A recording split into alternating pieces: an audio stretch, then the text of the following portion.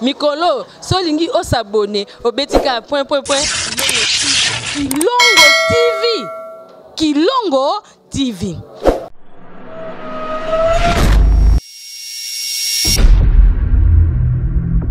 Olá, povo de Deus. Eu sou evangelista Pedro Pussolo. Vim para anunciar que temos um evento religioso para a glória de Deus e para a nossa bênção. Desta vez, Jean-Paul Mayata de la Foi, da RDC. A fé produz milagre e testemunho. Desta vez, a causa da fé, a cause de la foi em Luanda, Angola.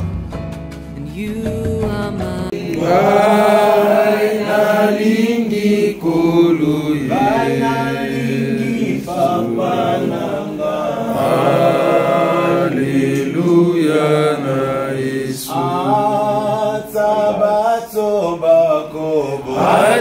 Atabato bakobo ya akoliwa satana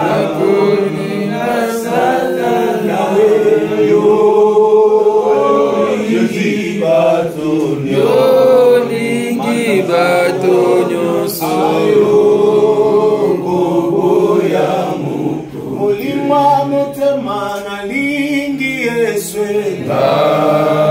nalingi nkolo Yesu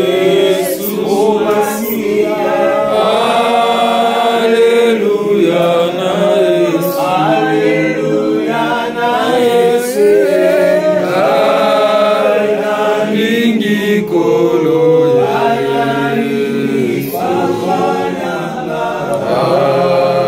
Alleluia na Yesu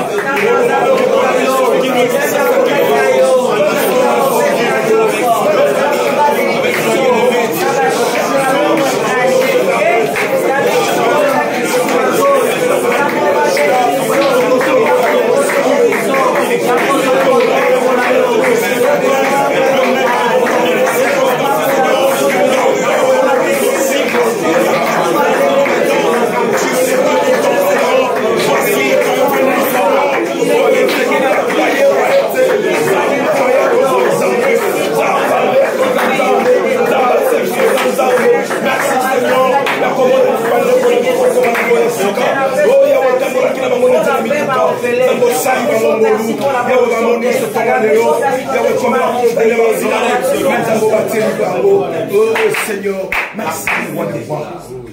Dieu dit que ce n'est pas à l'homme quand il marche de pouvoir diriger ses pas. Vous savez, on a bimi accueilli par comité. Bon, après, il n'est pas commis par Kokosongate. Mais le Seigneur a l'obéboé. C'est moi qui garde le départ et l'arrivée de maintenant à jamais. Donc, tous on croit que le Dieu qui était là dans la vision, quand il donnait la vision de ce travail, il était là depuis l'éternité. Après, voilà qui déjà nioso. La réalité s'est déjà produite. La promesse a été déjà faite depuis et l'accomplissement cette journée. J'aimerais qu'une fois de plus, la Bible dit, c'est Dieu qui disait, je suis partout foulé à la plante de tes pieds, je te le donne en possession.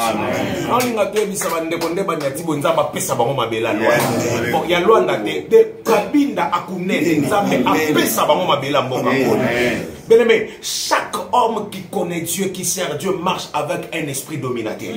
Raison pour laquelle la Bible dit, Dieu leur bénit et Dieu leur dit, soyez féconds, multipliez, dominez. Donc, en nous, nous marchons avec l'esprit de la domination. C'est-à-dire qu'on va dominer sur toute éventualité spirituelle, physique. Luanda, Angola, mon bébé, ça met la maman, ça met la combat. Non, si pas que j'ai fait la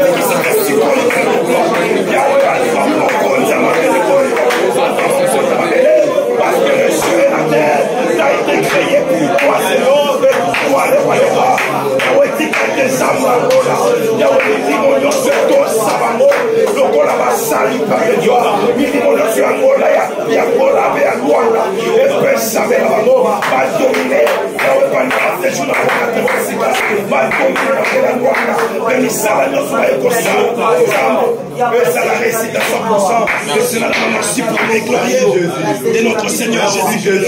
Dieu le véritable Dieu. Au nom de Jésus-Christ de Nazareth. La linguisation sont autour de la boca droite. Bandeko, la biso ya chef c'est Luanda. To dédié bandeko pas yanzambe. Bandeko obaye bo répéter, to répéter mission no somaloba. Ngana pesa bandeko baye maloba. Chef c'est Luanda to loba epesa mela bango. Bango ba déclarer bango nde bazwa yango. Tumbala loboka droite, ana Luanda na chef c'est Luanda to loba loboka droite ezaka symbole ya force, ya autorité ya pouvoir. Non, tomboli loboka droite, c'est que on exerce autorité. Non bana kombo Yesu Masia Nazareth. Comme une déclaration à foi qui vient dans ton âme, dans ton esprit. J'aimerais que ça soit une prière et Nengo Sarabogozo Kanga, les aller et le retour et tout ce que tu feras dans ces pays. Déclarer na kombo Yesu Christ Masia Nazareth. Kombo Yesu Christ Nazareth. Nzamba lola. Nzamba lola. Nyatima belola. Nyatima lola. Mosali na yo. Ma combien solo. Tu as fait de nous un royaume de sacrifice. Na telemilelo. Lokola mokonzi. Na telemilelo. Lokola sacrificateur. Na bano pesa ordre. Mapela Luanda. Mapela Luanda. Ya chakombo na yo. Ngase leo chako. Na pesi bino o. Yo kanga. Nyonso na osala. Nyonso na simba. Esika nyonso na unya. Na kodomine. Esika nyonso na okoma. Epesa mele. Attaque nyonso. Eya na butu. Eya na mode. Eya na spirituel. Eya na physique. Physique epokota te. Epopere te. Au nom de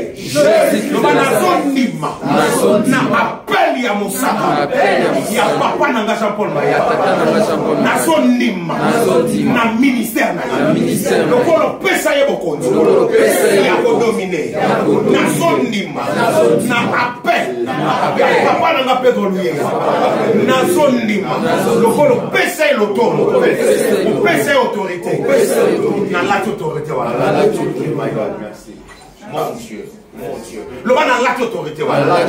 Mais na tiki libota na ngana sela. Nzambe ngana musala na yo. Yo na libota na ngana. Et loko mon côté. Sango mon côté à ma vie. Programme nyonso. Akoko bongisa. Nena tomoli na boka droite. Na annulé yango. Annulé yango. Annulé yango. Jésus de Nazareth. Mon Dieu, Baptiste Loba, on a lobby. On a lobby. Etika libongo. Etika libongo. Tolongola ngwazaki. Tolongola ngwazaki. Tutakuwa efasa ngwazaki. Tutakuwa efasa ngwazaki. Nila ngwazaki. Éternel Dieu tout-puissant, na sambeli par entraînement, il y a permission de l'homme de Dieu, le révérend Pedro Luyenga, et par l'onction de notre papa Jean-Paul Mayaka de la foi. Je prie, Seignor, au nom de Jésus-Christ de Nazareth. Koya ya bandeko awa eza prophétique. Otambola na bango prophétique. Nous savons ça la prophétique. Dans le prophétique, le maître de toutes choses, c'est toi Jésus-Christ de Nazareth. Donc tu contrôles le mouvement, les faits, gestes. Ce qui va ça awa Seigneur, c'est que aux ana bénédiction moko so c'est la bango pour bazana mabele. Na riba ko rater yango te. Ba ko rater yango te, ba ko soya yango na kombo Jésus Christ de Nazareth.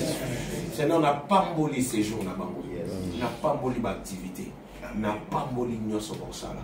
Multiplier encore les atouts possibles, multiplier les capacités. Seigneur, à Dieu qui opèrent dans cette grande dimension des surnaturels, pour la gloire de ton nom. Nous, étant que ton peuple, nous te disons merci. Merci Jésus-Christ de Nazareth. Je voudrais emprunter les paroles de pasteur Joseph pour dire bravo Jésus. Parce que tu as fait de bonnes choses. Et nous acclamons parce que tu as fait.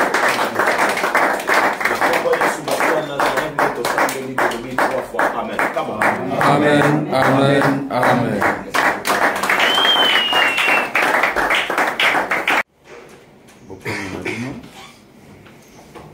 Ndenge to sambela déjà ndenge ngwana tokangi. Vous êtes chez vous, sentez-vous à l'aise. Na zone di manke mission oyo eza prophétique, eza eloko moko ezo salama, eza kati na biso, eza kati na bino. Conseil na ngai en tant que papa eza ke bozala distraité po eza eloko moko oyo elingi esalama na kati ya ba ministère na bino na tango oyo botambolaka na bino mais kotambola oyo botamboli eza ndenge mosusu ndenge biso tozomonela ngo na kati na molimo mpe ndenge kosalama kati na bino bozala distraité vraiment mabela Luanda epesamela bino na kombo ya Yesu Masiya ya Nazareth mpe nazondima ke mosala nyonso bokosala bino te bokosala yango molimo ya Nzambe eza kati na bino nde kosala yango to kosala na esika na bino. Vraiment tata apambola bino mingi to tombeli bino susu na kombo ya Église Sainte Luanda boye malamu na kati ya mabela Luanda. Pambola bato biso mo pe to pambola. Alors Nzambe akoka kosunga bino mingi tozana bino penza. Ben voilà, to komaki na tongo awa na Luanda na Angola. Boyebi tozana activité munene dimanche oyo tokozala na Atlantico à cause de la foi na Luanda na film des asuka tozana esengo tomoni ya papa Pedro Luyenga pe libota ya mbimba to se retrouver on est en famille. Toi pas fils Asa pas fils to zaine na kiniga lobia na kamwe aza déjà koto on dit ya Nazareth bana Luanda déjà on a besoin de délégation qui ça déjà basé déjà à Luanda donc tout se prépare conséquences pour la journée 5 dans Ciné Atlantico à cause de la foi, à cause de la foi, à cause de la foi, banda awa na neo. de l'autre juste chance vraiment ya donc chiffre et chiffre confirmation donc kenyaka mwana malema ila loba donc on chiffre donc chiffre et la chiffre confirmation na Luanda date comme la chiffre 1 donc on doit confirmer que ma Kambouya a déjà donc Luanda vous préparez déjà partout besoin mis dans Luanda dans la Sénat Atlantique le 5 et le 8 directement au Kiti kuna les chrétiens avec l'église kuna na section au Jaenda kuna et si kané moto venir au Pilali sous pendant 5 jours autour dans le de mardi au dimanche voilà boya ba notre père partout besoin mis dans Luanda où vous avez des bandes de délégation surtout ça papa baza déjà awa tokokutana les jours wana nzambe awozolo muito obrigado nesi nonga dana bandi portugais wa eza suka eza koyinda esanga bien toza papa mso mpandi bonjour prophète boni papa bandi obaolanda yo programme ya dimanche à cause de la foi le 5 mai à cause de la foi le 5 mai eza grand événement et tout. Et l'avis que Jésus-Christ de Nazareth, le roi Aza, na commande Aza champion donc il ratété. Il ratété donc bien aimé fils Antoloba, na bando chonto na idée. Donc on comprend que nous sommes au fond de l'année à cause de la foi. Donc le roi au fond de l'année à cause de la foi et la bénédiction qui enveloppe toute la pensée, la grande vision de la cause de la foi et banda panabiso. Et raison pour laquelle on a profité na souhaité na bande ko nyonso bazali tout na biso bavanda na mboka Luanda bazosusu bazoluta ba pays ça et là pour nous participer na cause de la foi au na Sénat Atlantique bonga déjà dimanche on a partir il y a 14h et puis grande journée ou ce grand programme aussi spécial les à partir il y a le 8 au 12 na Ojaenda dans notre siège de CFC donc et le Seigneur sera béni e queria só focar dizendo no povo de Deus que já esse domingo dia 5 estaremos nós todos juntos no Sino Atlântico com o nosso evento grande desse ano 2024 em Angola e a causa da fé. A causa da fé é um evento, uma visão grande que Deus colocou no seu servo João Paulo Maiata de la Foi. E fora disso, estaremos também dia 8 até dia 12 na igreja CFC, no nosso sede CFC. Venham muito, apareçam e o Deus de nosso Pai, Pedro no Basiluie e João Paulo Maiata de la Foi vai os abençoar. Seja muito bem-vindo. Muito obrigado. Nossa gana ontem opeta odada bana CFC ba notre père sinon les 5 oyo ezoyina na Ciné Atlantico. Père maman son padi. Bonjour. Bien papa. Tout aux années qu'on fait. Comment ça va maman? Pamba la moyo zongi à cause de la foi koto. Binom tozima kambo à cause de la foi na Luanda. Bon. Donc, tout ça préparé, tout ça organisé spirituellement et physiquement. Tout ça zélango. Ba obaoya, bazala sûr et certain que ma cambozanie a kobongama. Jésus qui Nazareth a au rendez-vous donc tout ça la décidé. Amen. Donc tout bongama penza to ya ebele Sénat Atlantique. Les autres la biso papa na biso Jean-Paul Mayata azawana aigle. Bon. Aigle azawana donc mutu mon côté ozonga na likambo na parce que Yesu Masia aya no la biso nyonso. Amen. Tous ça bandi ba fanto aussi ça papa Pedro. Na ji papa mson pandi. Bon dia. Bon dia, bon dia. Directeur boni. Bon, tout ça malamu na kombo Yesu Masia Nazareth. OK, na profiter de bande ko nyonso ba uti ko loba. Ya kopesa ko lancer appel na bande nyonso ba landa biso na milili na réseaux sociaux. Vraiment la bande nyonso bana kata Luanda to souhaiter bino boye malamu na milulu to za na le 5 mai à Sénat Atlantique ngana profiter na baxelo ko monde likolo bande ko balobi ko ya papa et na mois de mai kalati so ko no sebiso ko tana saison mususu to ba ko ya papa azoko nzamba tindi na nouvelle saison kwa kwa na saison pe ya sika azokroa ke no bande ko nyonso ba ya na Sénat Atlantique wana ndenge papa ozala milulu le 5 wana dans 10 jours, nous avons la saison de Elanga, nous avons croire nzambe ya mayata nzambe CFC aolongola bato na saison moko kota bato na saison mosusu sozaki na saison moko ya kolela okota saison moko ya bisengo ozalaki ya maladi okokota na guérison ozalaki ya stérilité okota na fécondité alors ntango tozwele na senga yo sima kondima na yo okomema ngo na sina atlantique na fuwa ya papa bito azala nango soki esangani pa nzamba koti na saison wana nazondima na souhaite bino pena boye malamu oyo okota na saison na yo simba yango ozwa yango elata yo otémoigne yango boye malamu vraiment c'est jamais bienvenu papa monsieur trésor pas trésor boni papa vous êtes bien Angola nzambe yebisa biso nanu tozali no pe na kini kala te CFC vraiment tozali na Kinshasa esengeza makasi mingi ya koya programme penza na Kinshasa esilite mais na tiki nyonso na nzela ya bapapa mayata papa mbiye alobaki tozonga toya kosala mosala nzambe oyo eza première édition ya à cause de la foi biso na Luanda nde tozobanda à cause de la foi ya année 2024 vraiment toyi kozanga occasion ote yango toye tosala mosala na nzambe tosoutenir papa na biso tocontribuer na mosala oyo eza mpenza lipamboli makasi nazolanse appel na bana nzambe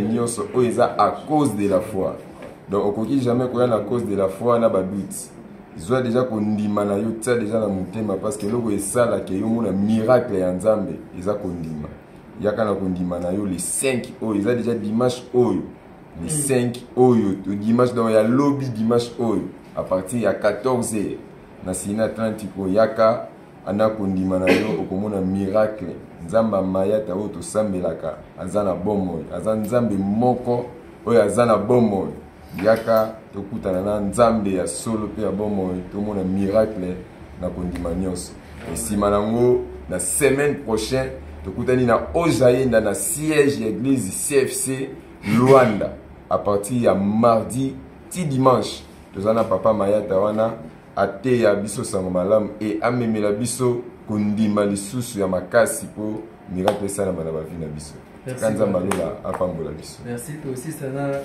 révérend pasteur Pedro Luyei pai bonne santé. Oui nzambe azobatela toza malamu elikaki bino mpe koza malamu ntango toyaka mbalo elekaki obakeza esuka te foto bano yaka vraiment ndenge nzambe atambolaka na biso soki apesi biso vision apesaka biso continuité mpe provision wana yango esalaka ke biso tocontinue makambo oyo tobandi mpe tokende nango mpenza ti na bisika oyo ye akanisi tokomisa yango vraiment oui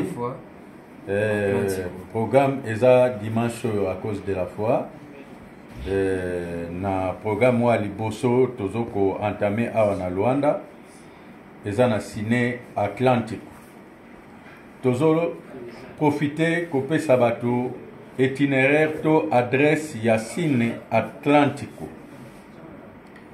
Cine Atlantique mpona bandeko bazwami awa na Luanda tope bandeko bolanda biso libanda boko kotinda bandeko baya ko participer na kati ya event to na événement oyo soki bandeko bauti na ngambu ya Samba Prenda bazwi bis oyo ezoya ti na São Paulo to ezoya na Congolaise olobi soki boya na São Paulo batika bino na arrêt oyo tobengaka nzinga soko kiti wana na kaka pa yozokita en diagonale ya école oyo tobengaka Makareng direction wana epa ici na Atlantique ezali soki outi Rocha ozwi mutuka oyo ezoya São Paulo to ezoya Congolaise bokoti na direction ya primaire de maille batika ona Jumbu okati na ngambo ya Jumbu quelque part wana Cine Atlantique eza wana soko outaki bakote ya Viana outi Golf Doge oye tout droit ya bapalanka ozwi mutuka oyo ezokende Congolaise na congolais wana soko tikali wana po beta makolo ti na sine Atlantiku eza mwa musika mukie mais place wana okozwa isusu bamituka o ezokende Mutamba batika yo kaka na prasa ya independencia na prasa ya independance na wenze ya independance place wana epai ba musicien ya biso religieux to pe ba musicien angamu mususu baya kosala ba événement na bango soko tunika asine Atlantiku bakolakisa yo biso bandeko tozo uta ojaenda tozo uta mabori mbondeo tozo uta kotashi kwanza ozwi mutuka emema yo ti na São Paulo na São Paulo wana okozwa esu mutuka mususu ate ezokende aéroport ate ezokende Zambadoji ate ezokende Rocha batika yo na zepi na Chamav to pe na Zinga soko kiti wana okati ngambu epa isine Atlantico ezali voilà oyo ezali adresse exacte epa wapi okokuta na biso le 5 pona le 8 le 9 le 10 le 11 pe le 12 église siège ya CFC ezwami na Ojaenda ezwami na Ojaenda soki oza na direction ya Ngola Kilwange ozokende mabori mbonder ozokende Shkwanza ozokende Kikolo bakitisa yo na plaza toza kaka na pomoko ya libende eza wana pomoko wana référence na biso eza lachonete ya Mawete oyo tobengaka bar ya Mawete soko kiti wana omona bana moto omona ba fiche na biso eza wana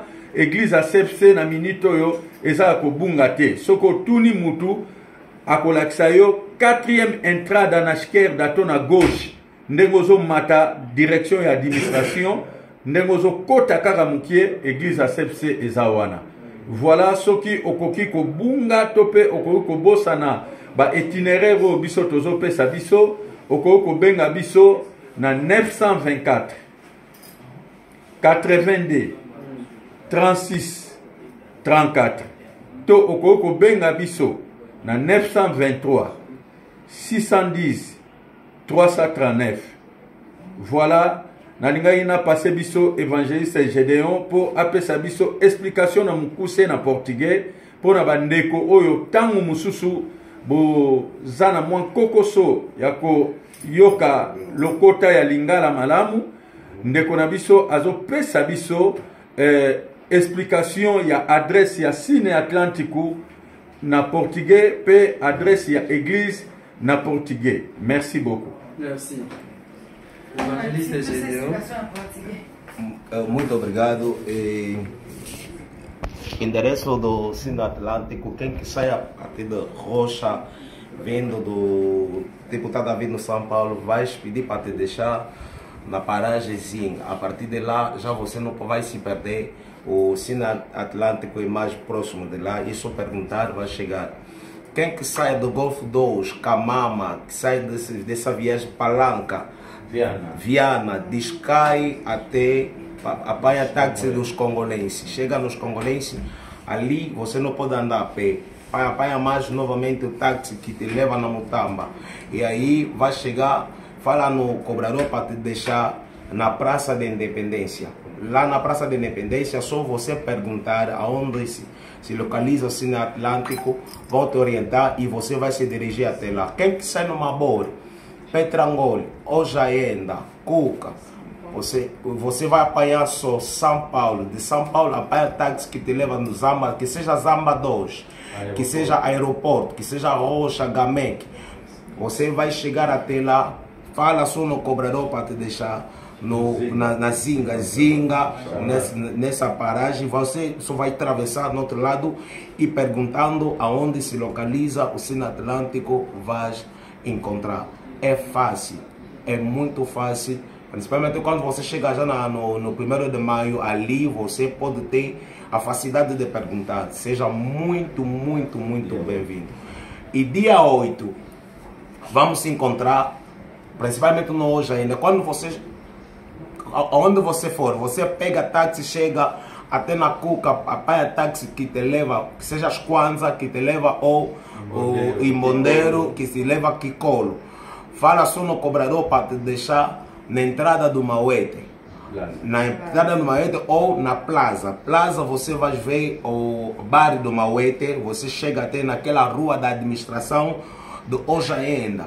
Você vai entrar, a primeira travessa não, até na quarta travessa, tipo, vai descair lado esquerda, basta só virar, vai encontrar a nossa igreja CFC, não existe desse PT. Repito, você vai descer na Plaza, vai localizar a entrada do Mauete, entra, a primeira passadeiro, segundo não, terceiro não, quarto. Lá também na igreja, vamos encontrar lá às 15 horas. E que seja também no Sino Atlântico, vamos encontrar lá às 15 horas. Que Deus do céu, nosso Senhor Jesus Cristo de Nazaré, nos abençoe e seja bem-vindo. Muito obrigado. Muito obrigado, nossa cara. Voilà, merci beaucoup. Je pense que vous l'avez dit, message sur moi. Biso to adiana Luanda. Ndetolo wa utadiana Luanda. Lobito qui na aéroport to yamba. L'évangéliste international, le révérend pasteur Jean-Paul de la Foi, le pasteur de la Foi to yambe lobby, donc les 5 mai kuzangati. Peut-être le banagata à cause de la Foi na Kinshasa et yeli na Luanda. Saisir opportunité au yaka to bondela et le monde va ser na Nzambe vous allez bon les 5 mai oyo na Atlantico. Bon après les 5 mai le 8 to bon nanda kuna biso na CFC. Tokotoka mapamboli ya kotoka tokotoka mapamboli tala ndenge tozopo kozanga te yaka to bondela na basali na Nzambe et vous allez sengo mingi les 5 oyo. Tant que nous les 5 jours quand musika dimanche au cas lobby to kozana ciné Atlantico. Oyoka kaka mais c'est boa bete kuna mais c'est yaga yo pour profiter au ba pe ngamo pe na kota ki ciné Atlantico les 5 à cause de la foi première édition. Da causa da fe. Ofele. Ofuta na le côté ofele. Oyeka na kondima na yo. Tambula kaka na kondima na yo kutulu malembe obinga na ye pona zo pamboli na ngai. Problème na yo mo yebi solution Yesu Masia Nazareth mutawapesa yo. À cause de la foi na ciné Atlantico dimanche tous à 14h to démarrer na biso titre 6 à tous banda. Yesu Masia Nazareth azala bino nzamba solo pe ya bomo. Merci.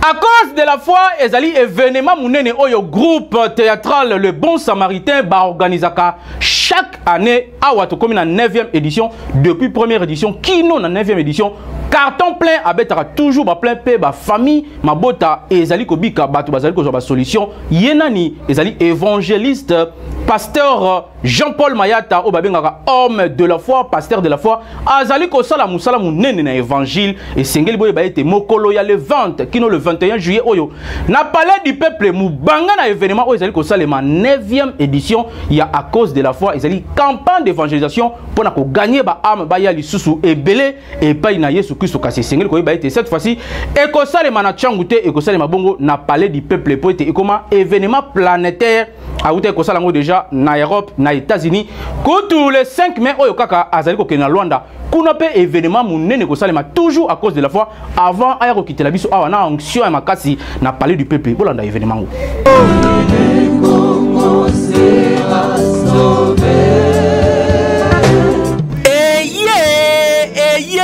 Congo yokelanga eloko oyo groupe théâtral Le Bon Samaritain et le mona centre évangélique de la foi en Christ va organiser mubange na événement oyo wapi ezali campagne d'évangélisation na kombo ya à cause de la foi boyebi biloko na ye ratakate po esika nzambe aza eyebanaka évangéliste Jean-Paul Mayata pasteur de la foi azali ko organiser mubange na événement oyo ezali 9e édition ya à cause de la foi campagne d'évangélisation monene oyo esalemaka awa na ville ya Kinshasa kasi actuellement esengeli koyeba ete ekoma déjà événement moko planétaire po ekoma kosalama mokili mobimba autaki kosala yango dernièrement na Europe na États-Unis pe mikolo oyo azali ko préparer kosala yango na Luanda po à partir ya le 5 mai oyo na 14 ngingo ekoyinda mabe na mboka Luanda esika wapi babilili oyo bozali komona déjà salle ebongisami bana yangola nyonso bazali kozela pasteur de la foi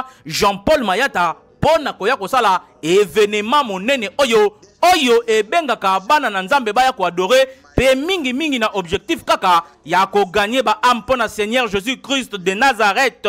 Boyebi pasteur de la foi ba activité nyonso oyo asala à cause de la foi ko na première édition tina 8e édition ezalaki toujours plein à craquer pe réussite totale na bongo bazali ko benga congolais nyonso ozala na Brazzaville ozala na Lubumbashi ozala wapi yebelaka déjà rendez-vous ezali kaka moko à cause de la foi et que ça les mabongo du 20 au 21 juillet 2024 à partir ya 14h ngingo na explanade ya palais du peuple awa na ville ya Kinshasa eko inda mabe yo mwana ya nzambe olingaka ko adorer nzambe yo oyo lingo participer na makambo ya nzambe yo oyo zana ba problème ya ndenge na ndenge ezali kolekela yo ozali ko solution te événement yango ya ne pas manquer yaka okutana na nkolo Yesu Masia oyo azali na solution pona ba problème nyonso oyo zali na yango.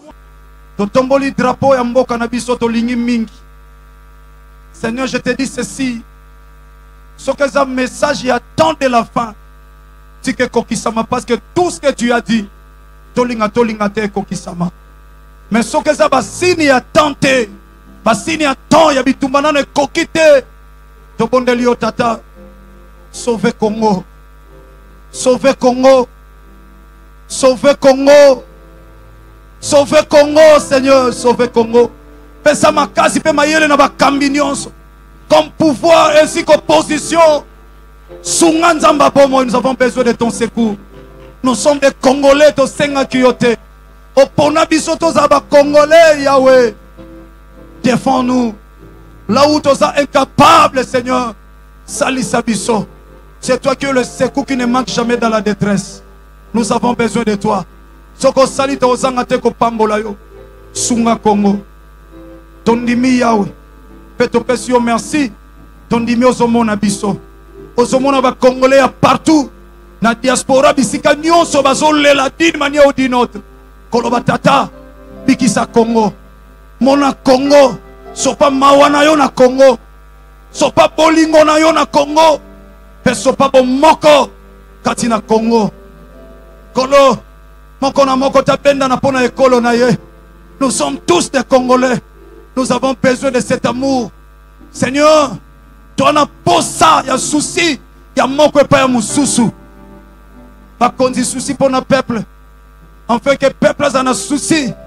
Il y a protection aussi pe ya bolam. Il y a ba kambia mboka. Koloso to zate ba otambusa te. Koloso pe bango ba zate mboka ko tambola te. Salisa biso. En fait que moko na moko sala musala na se nguya na yo. Participer à l'événement oyo et kosunga yo à cause de la foi et bikisa mabota ebele et zali na 9e édition et banda ko banda na première édition kino mokolo ya lelo réussite sur réussite pasteur de la foi oyo mopona mi nzambe azali ko sala musala na ndenge elongo bani pe ba témoignage ezali ko bosala te rendez-vous ezali moko du 20 au 21 juillet 2024 na explanade ya palais du peuple na 14h ngingo boyindi sawana poto laksana mokili mobimba Jésus Christ de Nazareth inde champion. Alléluia.